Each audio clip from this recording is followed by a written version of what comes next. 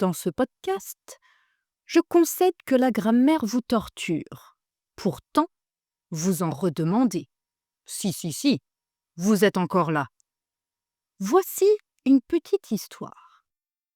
Il était une fois une professeure convaincue que la grammaire française était une forme raffinée de torture intellectuelle. Chaque jour, elle voyait ses pauvres apprenants s'arracher les cheveux devant des règles toujours plus retorses. Et elle en était persuadée, ces subtilités n'avaient d'autre but que de rendre l'apprentissage infernal. Or, elle n'avait jamais rencontré quelqu'un qui ose affirmer que cette torture avait du bon. Jusqu'à ce jour fatidique. Tout commença par une simple leçon sur l'opposition. « Pourquoi tant de subtilité ?» s'indignait-elle. « Pourquoi, selon le mode utilisé, le connecteur de sorte que change d'objectif ?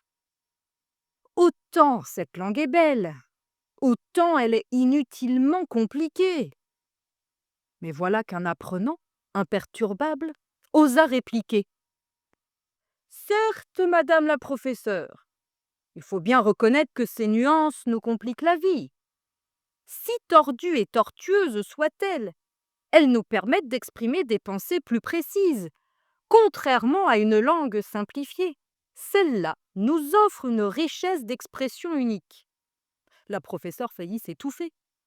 Elle voulut protester. « Au contraire, elles nous ralentissent, elles nous piègent. Nous pourrions nous contenter d'un mais unique, et tout irait bien. » L'apprenant poursuivit avec un calme déconcertant.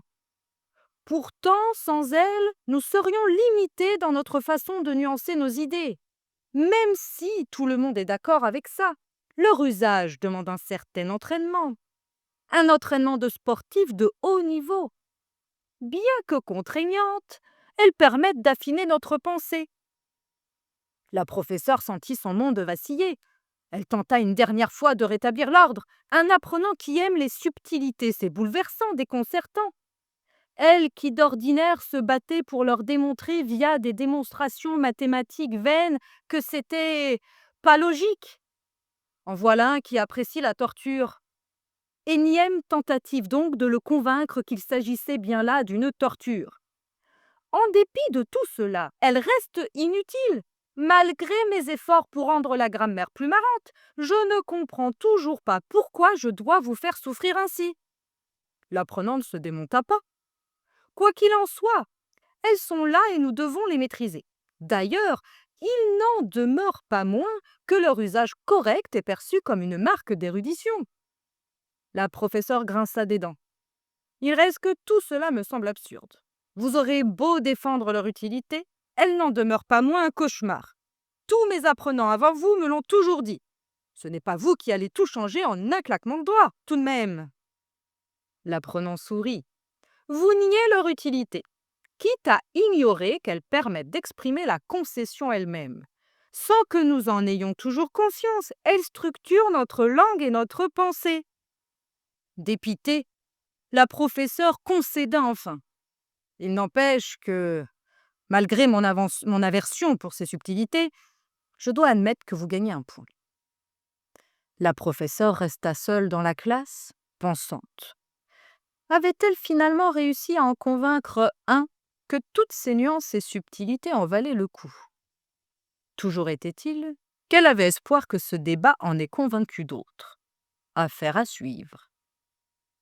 Quant à vous qui m'écoutez, avez-vous tout suivi? Maintenant que ma démonstration a fonctionné sur un apprenant, êtes-vous résigné à me suivre dans cette énième folie? Voici un rapide petit guide de survie aux connecteurs de concession et d'opposition, parce qu'il faut bien s'amuser un peu quand même. Mais, le roi des objections, un classique intemporel qui oppose deux réalités. À l'oral, il renforce une affirmation. Mais oui, ça va le faire.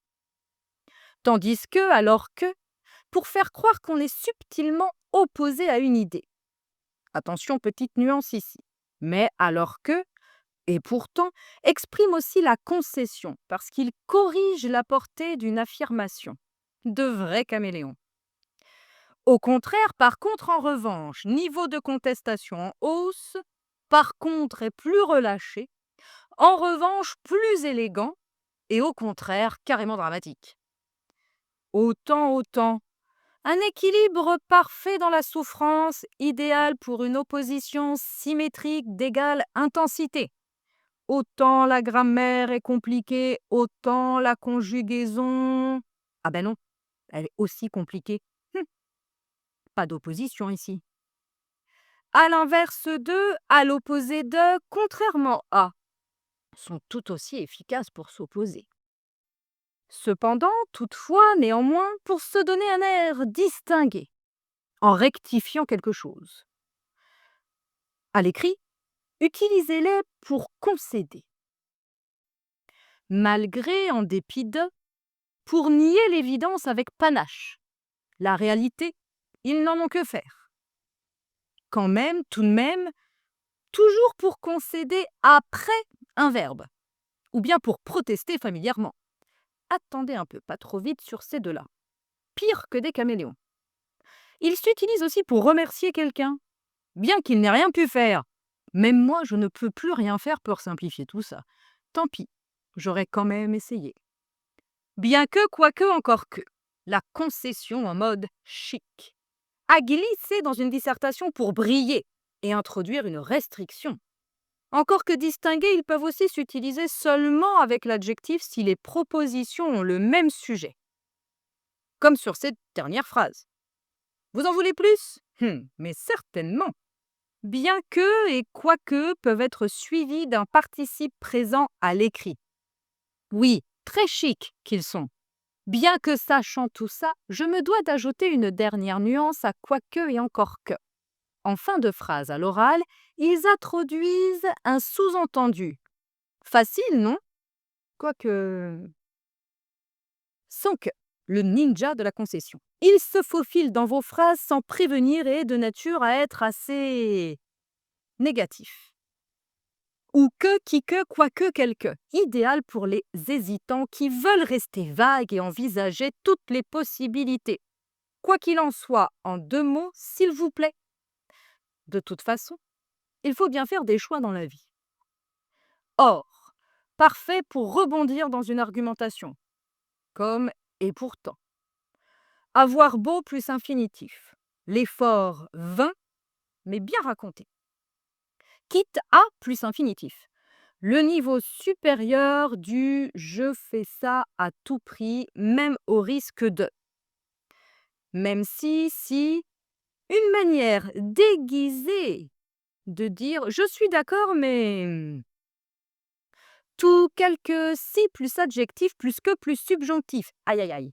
Parce que la langue française adore nous embrouiller et introduire des contrastes. Tout compliqué que ce soit, vous allez y arriver. Il n'en demeure pas moins que, il n'empêche que, toujours est-il que, il reste que, pour mettre l'accent sur l'inattendu. Mais c'est bien réel. Voilà, vous avez survécu à cette plongée dans la torture grammaticale. Félicitations. N'empêche que vous êtes fort quand même. Je reviens très vite.